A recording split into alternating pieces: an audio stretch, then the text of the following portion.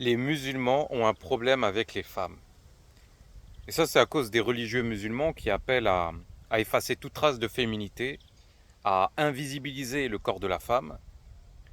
Et le résultat, en fait, c'est que dans les sociétés musulmanes, dans l'espace public, il y a une domination masculine, d'accord. Euh, Et la femme n'a pas sa place. Quand tu vas sur les plages dans les pays musulmans, il n'y a que des hommes qui se baignent. D'accord. Les femmes restent avec les enfants, elles préparent à manger et elles sont couvertes de la tête aux pieds.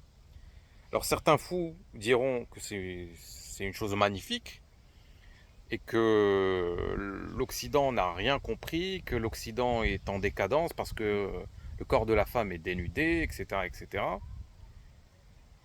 Donc il faut remettre les choses au clair. Alors les pays musulmans, dans les pays musulmans, les femmes sont harcelées, même celles qui sont couvertes de la tête aux pieds. En Iran, il y a un problème d'harcèlement. En Afghanistan, qui est le pays musulman le plus rigoriste, aussi. Donc en fait, qu'est-ce que ça veut dire? Ça veut dire que, et je parle, et il n'y a pas que uniquement, il n'y a pas que le harcèlement. Il y a aussi des problèmes de viol. Mais en fait, j'ai pas de statistiques, il n'y a pas de statistiques officielles, mais je suis sûr qu'il y a, qu'il y a plus de femmes victimes de viols dans les pays musulmans que dans les pays occidentaux. D'ailleurs, petit aparté, dans la plupart des pays musulmans, le viol conjugal n'est pas criminalisé. D'accord. Dans les pays musulmans, la femme violée, elle est à la fois victime et coupable. Donc on passe dans les pays musulmans, les- la société culpabilise la femme violée parce qu'elle n'était pas couverte, etc. Mais la réalité, c'est que même si la femme se couvre, elle subit ce genre de, de saloperie. Elle est constamment harcelée au travail, dans la rue, dans les transports en commun. Et il y en a beaucoup qui ont subi des agressions sexuelles.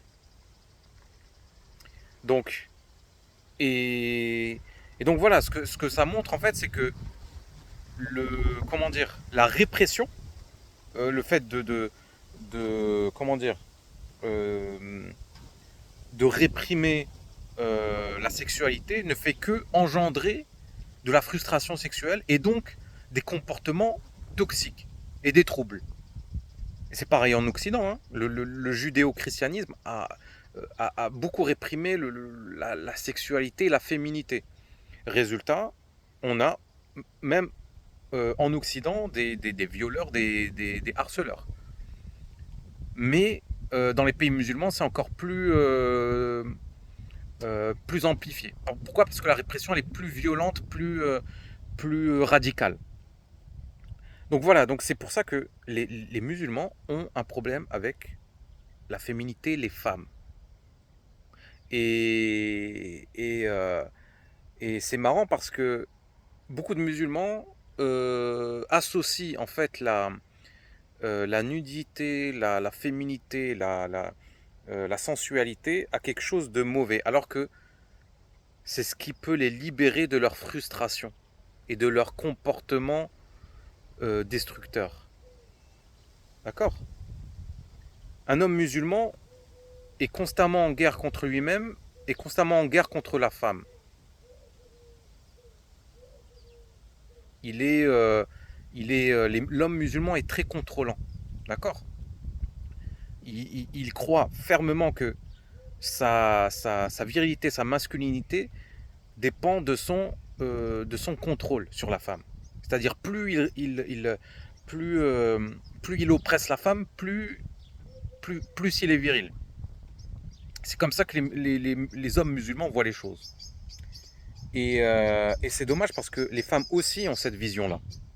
Elles pensent que l'homme devrait tout contrôler, que l'homme devrait l'empêcher de s'épanouir, de sortir, de porter les vêtements qu'elle veut, etc., etc. Mais tout ça ne fait que créer une société misérable, d'accord,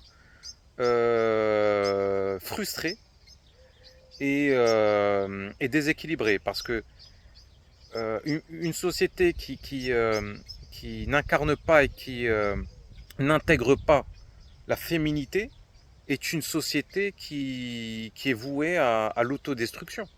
Et c'est ce qu'on voit aujourd'hui, l'explosion de violence dans les milieux musulmans, tout ça c'est lié à ça. C'est lié à cette répression de la féminité. Donc voilà, le musulman considère que la féminité est un problème alors que c'est la solution. C'est la solution.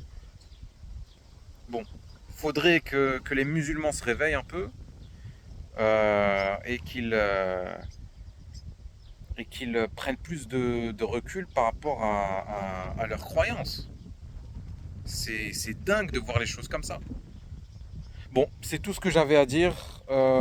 Merci de m'avoir écouté. N'oublie pas le petit like, le petit commentaire. Abonne-toi à la chaîne pour voir les prochaines vidéos. Et je te dis à la prochaine. Salut.